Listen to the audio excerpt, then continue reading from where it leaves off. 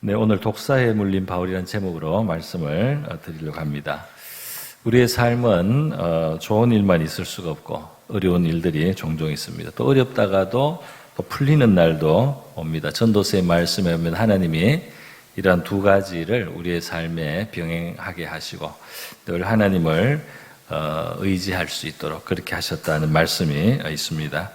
오늘 이 독사에 물린 바울, 벨리데 섬에 상륙을 했는데 독사에 물린 이 바울의 삶을 우리가 한번 생각해 보면서요. 앞뒤 그 문맥에서 살펴보면서 믿음으로 살았던 이 바울, 우리와 같이 예수님을 주님으로 믿고 또 모시면서 살았던 그의 삶의 그 여정을 인도하신 바로 그 동일하신 하나님께서 저와 여러분의 삶에도 함께 하시는 바로 하나님이심 우리가 기억하는 이 시간이 될 수 있기를 바랍니다. 여기서 이제 교훈을 우리가 받을 수 있을 텐데요. 먼저 첫 번째로는 이 독사에 물렸다는 오늘 그 본문만 딱 보면 있지만 사실은 이 바울의 세상적인 관점에서 불행스러운 일들이 계속 연속이 되었습니다.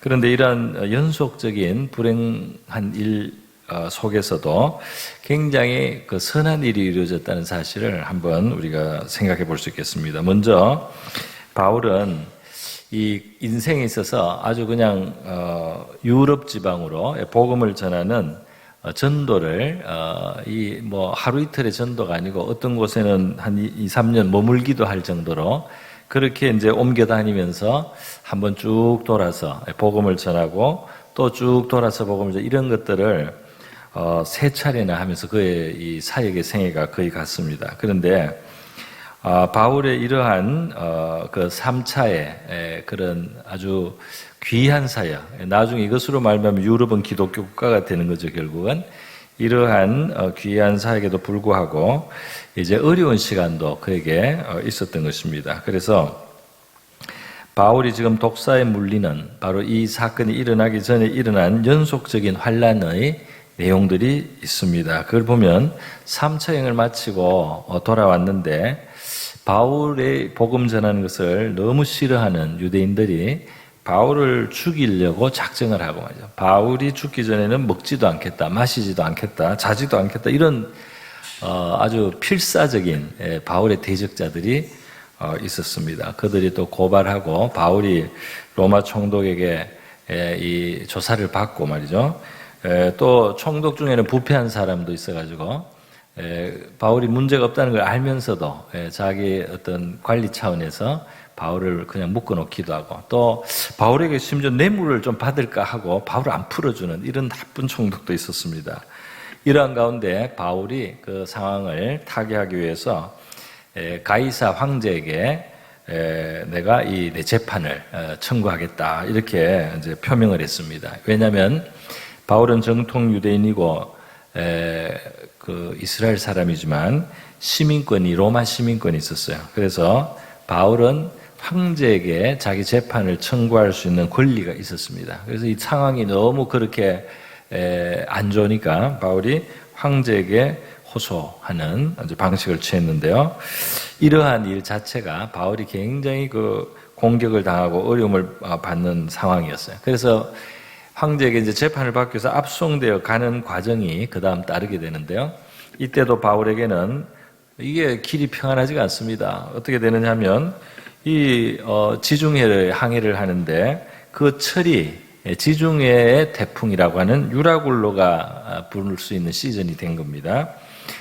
우리 한국의 태풍이 있듯이 지중해에는 유라굴로라는 게 있습니다. 근데 이것이 이제 그 위험이 충분히 있는 것을 알면서도 바울도 그거를 그렇다고 말을 해줬는데 선주와 선장이 그 배가 알렉산드리아 배라는 배가 있는데요. 그 알렉산드리아의 배인데 그 배 선주와 선장이 더 이익을 내기 위해서 그 무리한 항해를 이제 한 것입니다. 그러다가 그 풍랑을 만난 이야기가 바로 앞장 27장에 사도행전에 있는데요.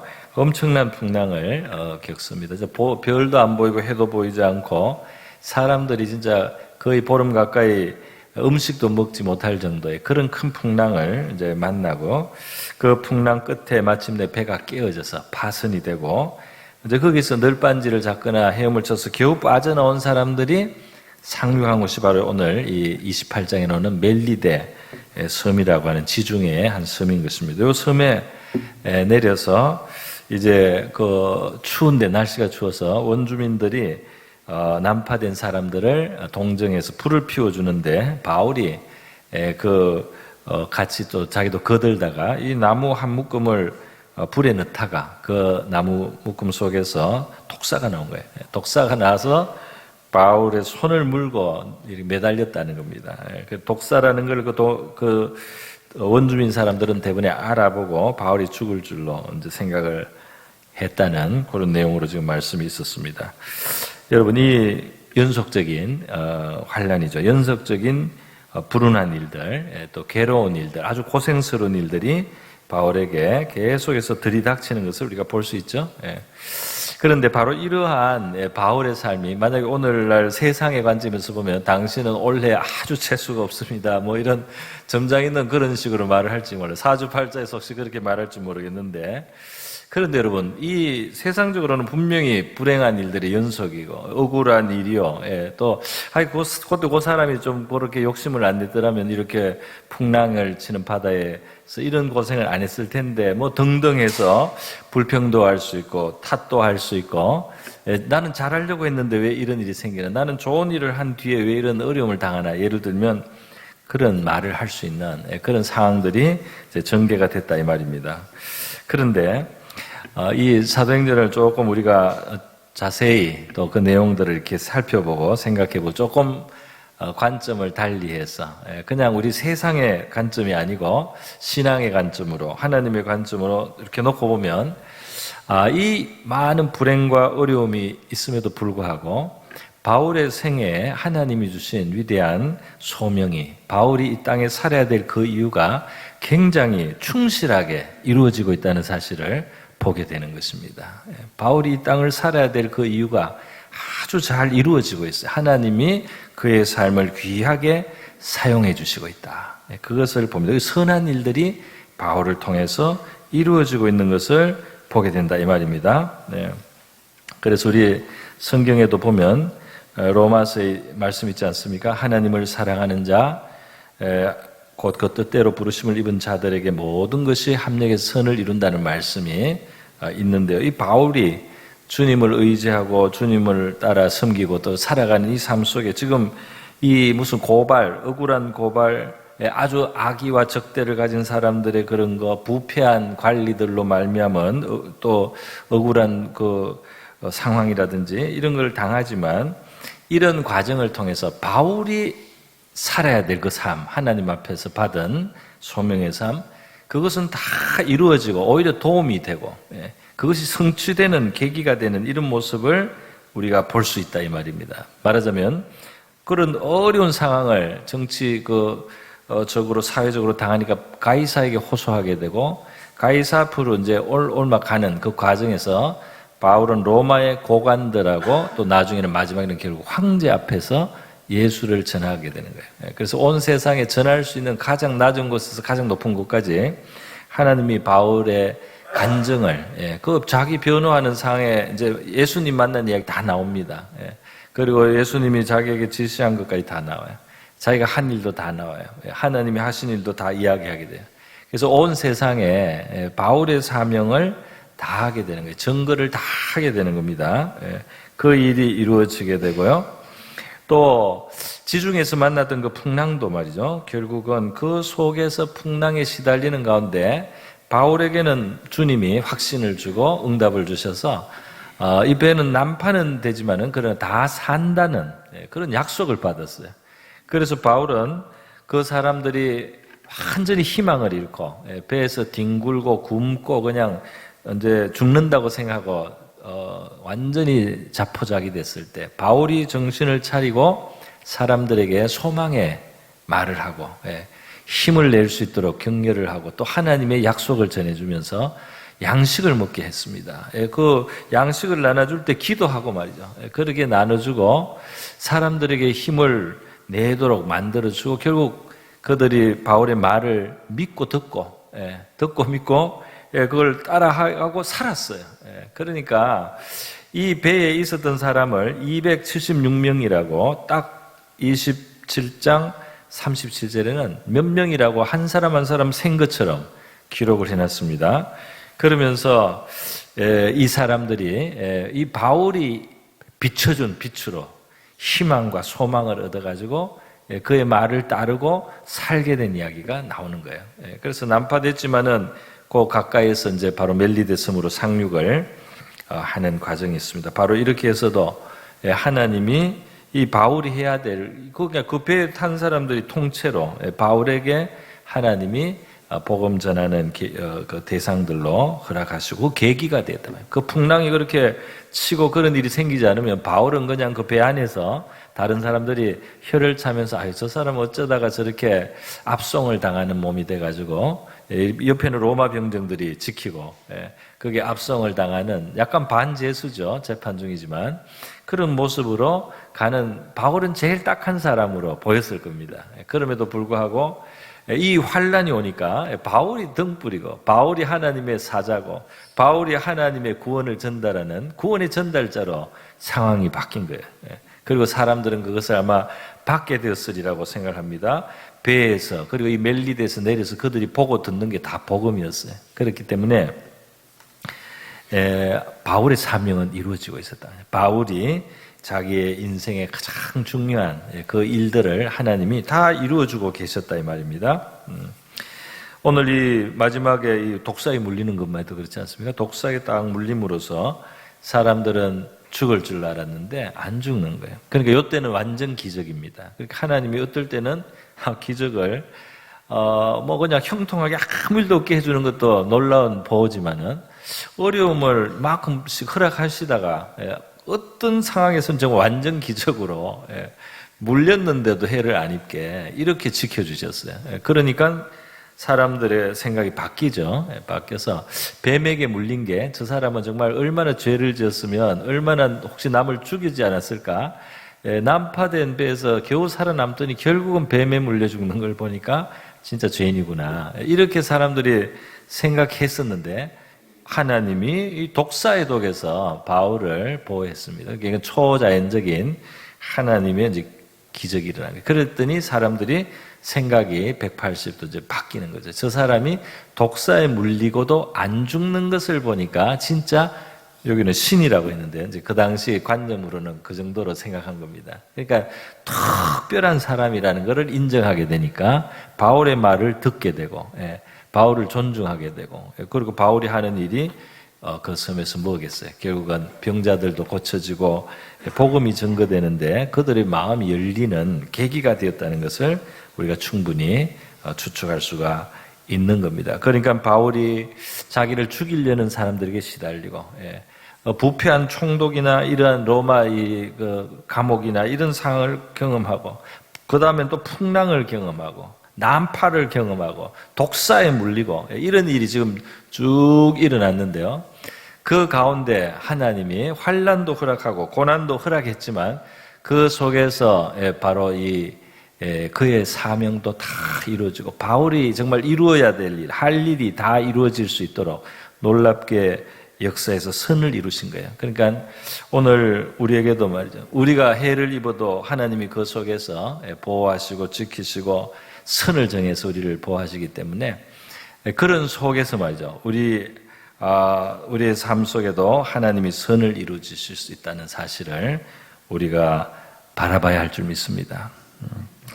여러분, 이 불행할 때, 불행하여 보이는 일에 그것이 꼭 불행이 아니다. 하나님은 그 속에 선을 이루실 수 있는 하나님이신 줄 믿습니다.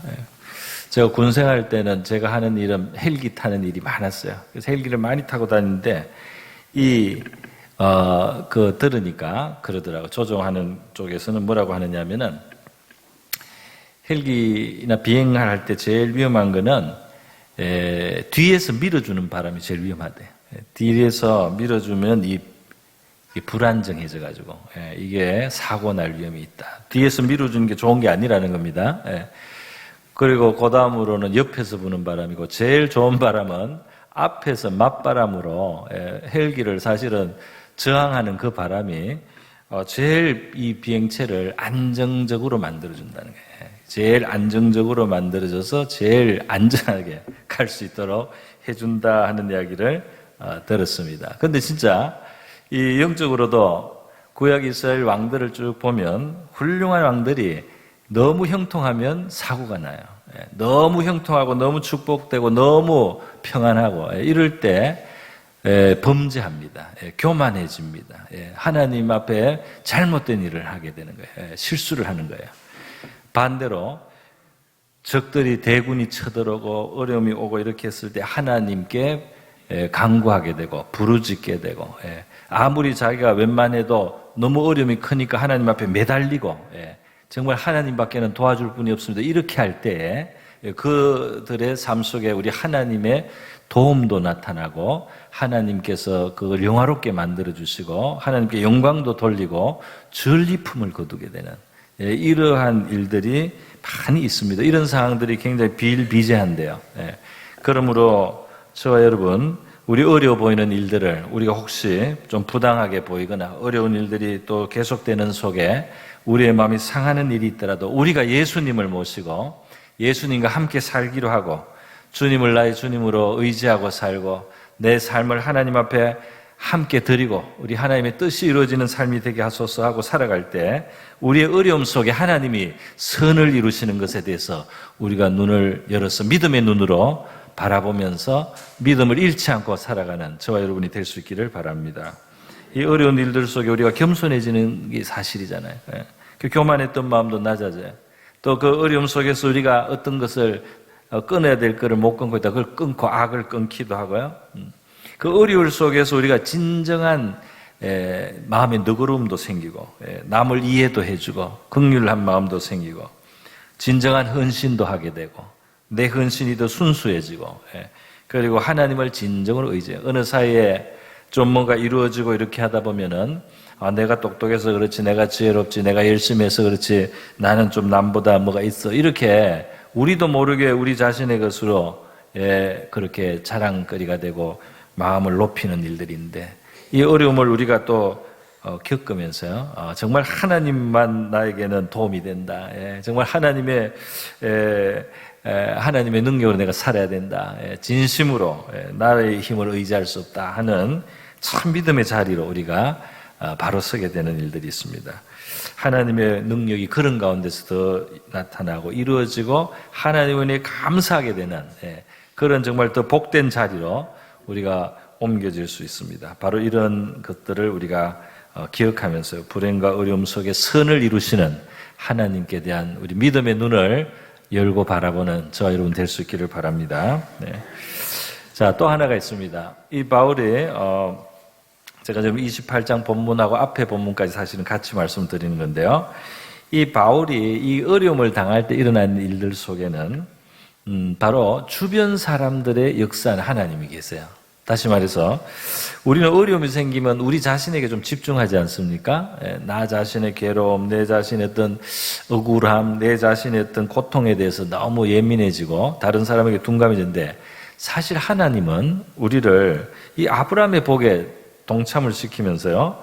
하나님이 뭐라고 하십니까? 아브라함에게 고향 친척 아비 집을 떠나서 내게 보여줄 땅으로 가라 그러면서 민족이 되고 복을 주어 이름을 창대하며 너는 복이 될지라 그랬어요. 그러니까 너는 복이 될지라. 그러니까 우리가 복이라는 겁니다. 이 세상에 복이 되고 우리가 있는 곳에 복이 되고 하나님은 그렇게 우리의 삶을 만들어 가시기를 원하시고 그렇게 사용하시기를 원하시는 거죠. 우리는 복이 되는 사람이다. 맞아. 그런데 바로 그 복을 나누어 주시는 그 다른 사람들, 하나님이 긍휼히 여기시고 사랑하는 사람들을 우리가 만나게 해 주시는 거예요. 바로 우리 가족 안에서도 하나님 우리에게 주신 사람들이니까 가족이 주신 사람이요. 또 우리가 가까이 만나는 사람들, 직장에서나 또 우리 교회 안에서도 우리 주변에서 우리가 만나는 이 많은 사람들 속에는 우리를 사랑하실 뿐 아니라 그들도 사랑하시는 하나님의 마음이 있습니다. 그래서 우리를 복으로 사용하시고자 하신 하나님 뜻이 있다는 것을 우리가 어려운 시간에도 그것을 우리가 기억해야 돼요. 왜냐하면 어려운 시간에도 하나님은 우리를 복으로 삼아서 그 사람들을 향하신 하나님의 은혜와 사랑의 역사를 이루어 가시기를 원하신다는 사실이죠. 그래서 이 바울을 보면 앞서 말씀드린 대로 풍랑이 있는, 그 광풍이 있는 유라굴로로 시달리는 알렉산드리아 배에 같이 고생을 하지 않습니까? 바울도 같이 고생을 하는데 그 고생 속에서 참 귀한 일들이 이루어져요. 희망을, 하나님으로부터 희망을 얻고 그것을 나누어 주고 격려해 주고 힘을 주고 살 길을 도모해 주고 하는 진정한 도움을 주는 이런 일들을 바울은 하게 된 겁니다. 그래서 우리도 지금 이 배를 탔다는 이 표현이 우리가 비유적으로 쓰는 겁니다. 우리가 대한민국 배를 같이 타고 간다. 맞죠? 가족은 가족의 배를 타고 같이 풍파를 헤쳐간다. 맑은 날, 흐린 날, 풍랑이 치는 날을 같이 통과하는 그 가족이 있고 또 우리 나라가 있고 우리 교회도 같이 경험해야만 하는 그러한 일들이 있지 않습니까? 뭐 서울시에서 우리가 시민이라면 그 서울 시민으로서 같이 겪을 수밖에 없는 일도 있잖아요. 같은 배를 타는 일들이 있다. 그러니까 우리가 타는 같은 배에 있는 사람들과의 관계 속에서 하나님이 우리의 환난 속에서도 일을 이루실 수가 있고 그 어려움 속에서 하나님 우리가 복이 되게 할 수 있다면 사도 바울에게는 그런 일들이 276명을 하나님 앞에 바울이 하나님 가까이 그들이 나올 수 있도록 하나님의 도움을 감사할 수 있도록 바울이 떡을 먹으라고 안 했으면 사람들을 14일간 먹지를 않았어요. 그냥 하늘에 별도 안 보이고 달도 안 보이고 해도 안 보이고 풍랑에 시달리고 먹을 거를 포기했다는 것은 진짜 우울증에 빠진 거 아닙니까? 이게 그냥 시달린 게 아니고 정신적으로 이들이 완전히 깨어진 상태가 된 겁니다. 사람이 안 먹으면 배가 고파서 먹는 게 정상인데요. 너무 깊은 이제 절망에 들어가서 우울증에 빠지면 이제 안 먹는 거죠. 그러니까 괴로워도 먹는 게 땡기는 사람은 괜찮은 겁니다. 상당히. 근데 이게 지금 안 먹는 정도로까지 그 깊은 데 떨어진 거예요. 그런데 바울이 희망을 주면서 내가 섬기는 하나님이 우리가 산다고 했으니까 여러분 낙심하지 말고 식사하시오 하고 이제 주고 또 기도하고 먹었다고 그래서 그죠? 기도도 하고 축사하고 떼어 먹겠다는 거예요. 그러니까 하나님이 드러나는 겁니다. 하나님이 그 절망의 시간에 희망에 이제 그 유일한 원천이라는 것을 드러내게 되는 거예요. 27장 35절에 나옵니다. 이렇게 바울은 그 같이 담배에서 같이 고생을 하면서 복이 되고 그의 사명도 이루어지고요. 그 사람들에 대한 하나님의 사랑이 나타날 수 있는 기회가 만들어진 거예요. 얼마나 귀한 일이었습니까? 뿐만 아닙니다. 결국 이렇게 해서 난파되어서요.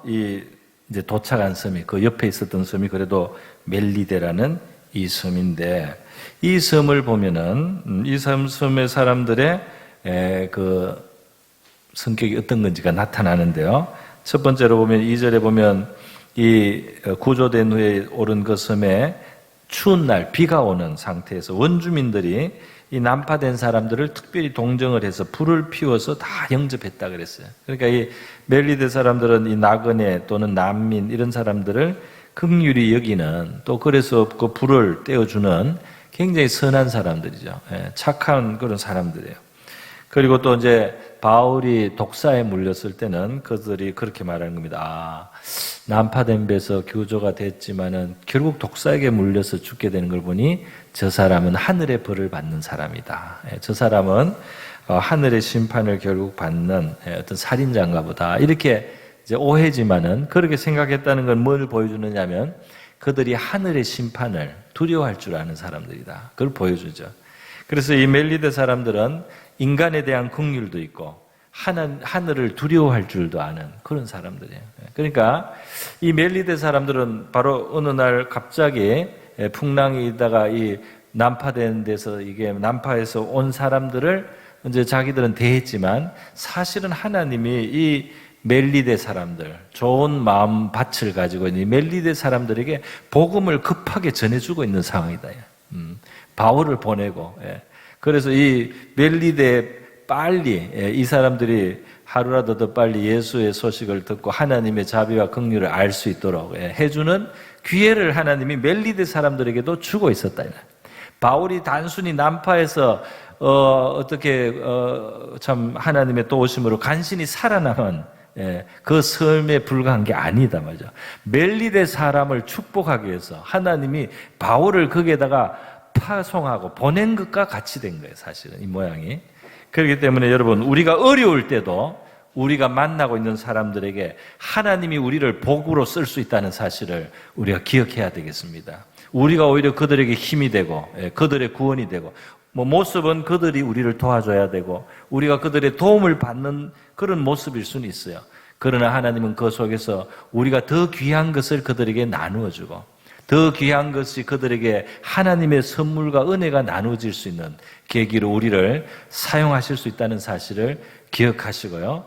그런 순간에도 이 우리 주변에 두신 사람들을 향하신 하나님의 마음에 대해서 생각하고, 하나님이 이것을 어떤 기회로 그들에게 선과 자비와 긍휼을 베푸실 수 있는 기회가 될 것인가, 이렇게 우리의 마음이 열릴 수 있기를 바랍니다. 네. 그리고 결국은 여기에 지금 딱 갔더니 이 섬에서 가장 높은 사람, 7절에 그게 행정적으로 뭐였는지는 몰라도 군이었다면 군수쯤 되는 보블리오가 있고, 그 보블리오의 부친이 이제 병이 들려서 있는 거죠, 마침. 그러니까 그 집에 어려움이 있는데 이제 바울이 독사에도 물려도 안 죽으니까 사람들이 굉장히 특별한 인간으로, 신이라고 이렇게까지 생각할 정도로 되니까 이제 바울이 그 집에 가서 기도도 해주게 되고 병이 낫게 됐습니다. 주님이 이건 이제 보낸 거라 사실은. 그래서 기적으로 그 섬에 지금 복음이 증거되기 시작했습니다. 할렐루야. 그러니까 이 난파가 그냥 난파가 아니고 말이죠. 배에 같이 뒹굴었던 사람도 살리는 그런 구원의 시간이요. 이 선량한 멜리데 섬 사람들에게 복음을 하나님이 먼저 전해주시는 그런 은총의 시간이 되었다며. 바울은 비록 지금 난파된 사람이고, 그리고 그 섬에 와서도 독사에 물린 정말 세상적으로 재수 없는 사람처럼 보일지 몰라도 얼마나 큰 선물이고 축복이 되었습니까?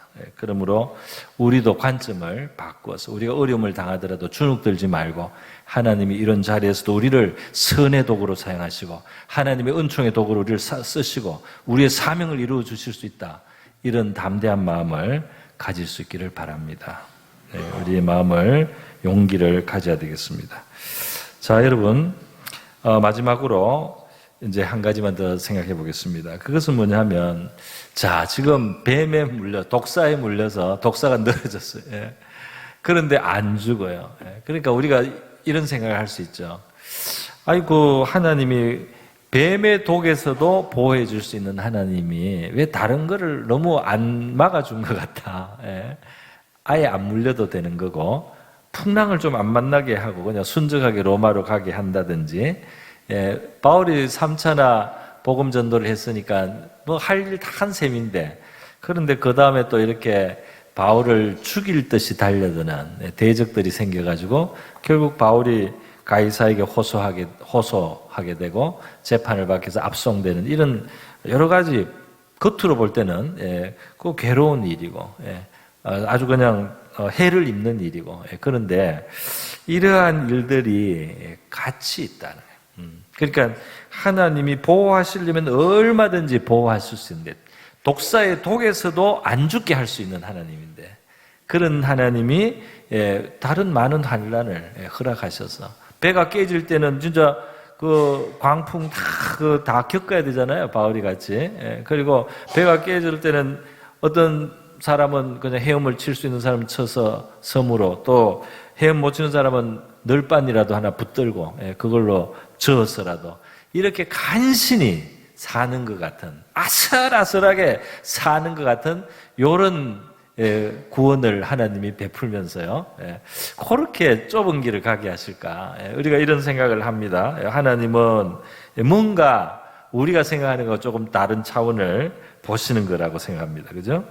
그래서 어느 범위 안에서 고난을 허락하시고 또 어느 범위 안에서 보호를 하셔서 우리가 어느 선 이상으로는 해를 입지 않도록 하시는 이런 하나님의 손길이 나타나고 있습니다.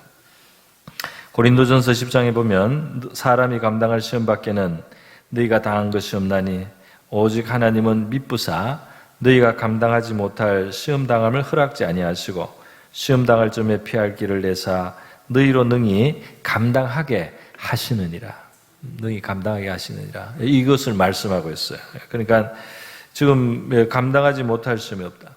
우리 욥기를 보면 욥에게 하나님이 굉장히 어려운 시간을 허락하셨어요. 나중에는 또 해피엔딩으로 끝나지만 과정이 너무너무 어려운 연단과 시련의 시간이 있지 않습니까? 그때도 두 번이나 하나님이 선을 그어주는 걸 볼 수 있어요. 한 번은 그 몸은 어떤 재앙이 오더라도 그 몸은 보호하도록 그렇게 해주신 때가 있고, 그 다음에는 몸의 건강까지 한번 뺏기는데요. 그때는 생명을 잃지 않도록 하나님이 또 선을 딱 그었어요. 그래서 그 이상은 해를 받지 않도록 그를 보존하신 것을 우리가 볼 수가 있습니다. 그래서 사탄이 뭐 시련을 주고 그 고통을 주고 이렇게 하지만 하나님의 주어진 선 안에서만 선 안에서는 보호를 받는 거죠. 마태복음 10장에 보면 예수님께서 말씀하십니다. 참새가 이제 아주 헐값에 팔립니다. 그런데 그 참새 한 마리도 하나님이 허락하지 않으면 하나도 땅에 떨어지지 않는다. 두 마리가 하나 썰음 팔린다는 건 싸다 이 말이에요. 그런데 하나님이 그 참새가 하나 생명을 잃고 죽고 하는 것도 하나님의 결제가 있어야만 된다. 그러니까 하물며 참새보다 얼마나 너희는 귀하냐. 너희의 머리털까지 다 세신 바가 되었다. 하나님은 너무 우리에게 깊이 우리를 알고 살피고 또 우리를 보호해야 될 그 선을 아시고 그걸 지켜주시는 분이다 그랬습니다. 베드로전서 1장에 보면 이렇게 말씀하고 있죠. 우리 같이 한번 읽어보겠습니다. 베드로전서 1장 5절에서 7절 우리 같이 한번 읽습니다. 시작. 너희는 말세에 나타내기로 예비하신 구원을 얻기 위하여 믿음으로 말미암아 하나님의 능력으로 보호하심을 받았느니라. 그러므로 너희가 이제 여러 가지 시험으로 말미암아 잠깐 근심되었으 오히려 크게 기뻐하는도다. 너희의 믿음의 확실함은 불로 연단하여도 없어질 금보다 칭찬과 영광과 존귀를 얻게 할 것이니. 아멘. 여기 보면 믿음으로 말미암아 하나님의 능력으로 보호하심을 받았느니라 이렇게 말씀하고요. 잠깐 근심한다. 잠깐 연단이 있다. 잠깐 근심하지 않을 수 없는, 우리가 순간적으로 어려움이 오면 근심이 안 되는 건 사람이 아니죠. 그러나 잠깐 근심하지만 우리가 다시 생각해보고 이 속에 하나님의 선한 뜻이 있고 하나님이 또 우리를 보호하시는 분이고 하나님은 여기서 선을 이루실 수 있고 또 우리를 연단도 하시고 결국은 칭찬과 영광과 존귀를 향해서 나갈 수 있도록 그렇게 하나님은 배려하시고 역사하시는 하나님이시다. 그거를 알고 기뻐하라 이렇게 위로해주고 있는 것이죠. 오늘 바울은 유대인들의 그 무서운 적대감, 그를 죽이지 않고는 나는 잠을 안 자겠다는 이런 그냥 극악한 사람들, 그리고 그 로마의 부패한 총독에 의한 그런 좀 부당한 그런 억울한 시간들 보내고 또 사람들이 오판하고 욕심을 내가지고 괜히 그 풍랑이 치기 딱 좋은 그런 시절에 그 바다 항해를 고집하다가 얼마나 어려움을 당합니까, 그죠? 그러니까 이 인재에다가 자연재난도 당한 거죠. 멜리데 섬에 왔더니 짐승이 독사가 달려들어가지고 물고 종류별로 다 어려움을 당한 겁니다. 그렇게 하는데 하나님이 선을 저어서 물려도 안 죽게도 하고 난파가 돼도 안 죽게 하고 어려움을 당했지만 결국은 로마 황제 앞에 가서 오히려 더 증인이 되고 자기 할 일 다 할 수 있도록 하나님이 그렇게 만들어 주셨어요. 그 상황을 하나님이 기회로 계속 활용해 주시는 것을 볼 수 있습니다. 할렐루야. 우리의 어려운 상황이 다 기회가 되게 그렇게 하실 수 있는 하나님, 바로 그 하나님을 우리가 바라봐야 할 줄 믿습니다. 바울은 정말 좋은 일만 하는데 이렇게 환난을 당했어요. 그의 3차 전도여행이 그의 인생의 정말 거의 대부분이에요. 그런데 그 3차, 1차, 2차, 3차 세 번 인생을 그렇게 이 소아시아와 또 이 지중해 유럽 쪽으로 복음이 그때 많이 뿌려졌기 때문에 지금 그쪽이 더 앞선 세계가 사실 될 수 있었지 않습니까? 그런데 그런 좋은 것을 하고도 그 과정에서 바울에게는 이러한 시간이 있었다 이 말이죠. 그리고 또 바로 그런 풍랑 속에서, 그런 독사의 물림 속에서 하나님이 그것을 선용으로, 기회로 그렇게 만들어 주셨던 것입니다. 결국은 이 섬에서 이제 떠나서 그 다음으로 갈 때 10절에 보면 그 섬 사람들이 또 그동안 뭐 병자도 낳았고 여러 가지 좋은 일이 있었다고 후한 예로 우리를 대접하고 떠날 때 쓸 것을 배에 실어주는 그런 멜리데 사람들의 이제 선한 모습이 또 나타납니다. 여러분, 그러나 한번 생각해 보세요. 여전히 압송돼 가는 거예요. 여전히 자유롭지 않습니다. 여전히 이 재판받으러 가는 그것도 부당한 거죠. 그런 속에 있는 하나님의 손길, 하나님의 도움, 하나님의 역사 나타나고 있지 않습니까? 우리의 어떤 시간은 형통해서 뭐 그걸 자체로 감사하고 기뻐할 수도 있지만 우리가 어두운 시간을 통과하거나 풍랑을 통과하거나 우리가 난파가 되거나 독사에 물리거나 이런 상황이 됐을 때 그때는 불행한 시간이고 무익한 시간이고 내가 아주 그냥 운이 없는 시간이고 이렇게 할 것이 아니라 오늘 바울을 보면서 우리가 난파될 때도 독사에 물릴 때도 압송돼 가는 중에도 하나님은 내 인생의 목적을 다하게 하시고 내 삶의 귀한 가치가 있게 하시고 더 보람 있게 하시고 또 내가 만나는 사람들을 위한 하나님의 사랑을 행하시는 기회가 하나님이 그걸 삼으시고 이렇게 그것을 은혜의 시간으로 만드실 수 있다는 사실을 우리가 기억할 수 있기를 바랍니다.